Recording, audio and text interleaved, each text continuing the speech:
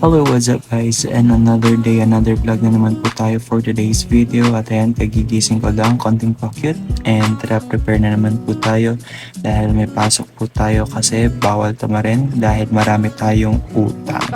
At kaya naman samahan niyo naman po ako for another day na magpapasok sa trabaho. At ayan, kukunin ko lang yung mga gulay na pinamili ni Ate Bless para sa ulam namin for today's video at ang aking sapatos.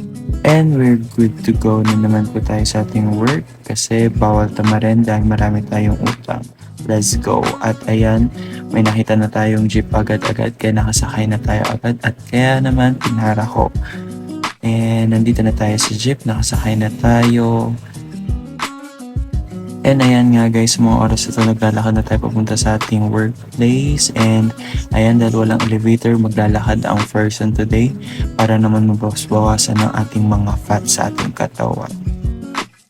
Nakakapagod man pero all goods lang kasi sanay na akong makyat sa hagdanan dito.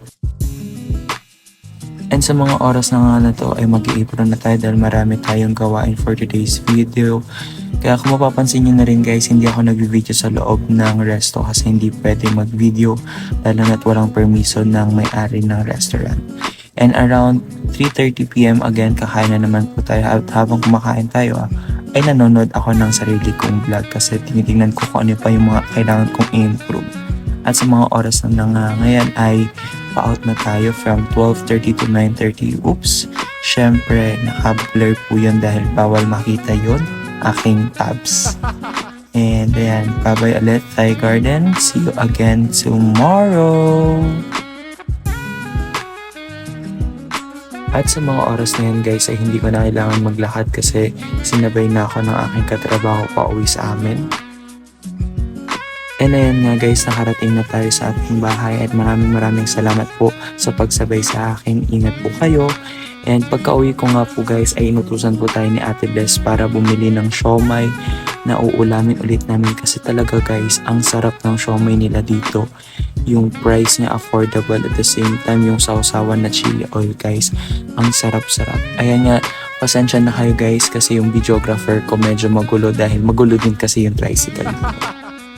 And sa mga oras na yan ay nandito na kami sa store na pagbibilan namin ng siomai at the same time ng mga pagkain. At ayan, kung napapansin niyo, dito na naman po si Maldita at tuwang-tuwa na naman po dahil nabilhan na naman po ng chocolate. Ayan, happy ulit ang Maldita dahil nabilhan ng chocolate ng kanyang tita Bless. And ayan nga guys, happy ulit si Maldita. And ayun guys, thanks for watching and see you until my next videos. Bye bye!